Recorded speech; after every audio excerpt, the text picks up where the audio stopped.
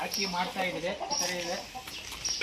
ಭೂಮಿ ಸ್ವಲ್ಪ ಬಿಗುವಾದರೆ ತೂಕು ಮಾಡಿ ನೋಡಿ. ಈ ಥರ ಇಷ್ಟುದ್ದ ಇದೆ ಗುಳ, ಇಷ್ಟುದ್ದ ಆಗಿದೆ. ಇಷ್ಟುದ್ದ ಇದೆ ಗುಳ ನೋಡಿ. ಇಷ್ಟುದ್ದ ಚಿಕ್ಕದು ಸೌದು ಈ ಥರ ಆಗಿದೆ. ತೂಕ ವೆಯ್ಟ್ ಬಂದು 580 kg ಇದೆ.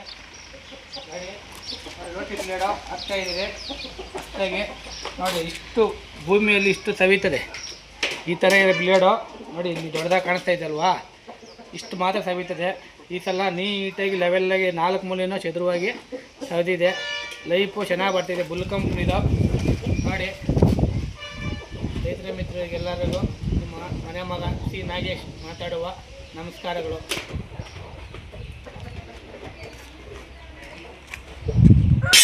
ಈ ಬಜರಂಗ್ ಇರೋ ಹೊಸ್ದಾಗಿ ಗುಳ ತಟ್ಬಿಟ್ಟು ಹಾಕಿದ್ದೀರಿ ಗಟ್ಟಿ ಕೇಳಕ್ಕಂತ. ಆತೆಲ್ಲ ಗುಳ ಬಿಂಡು ಬರ್ತಾವೆ ನೋಡಿ.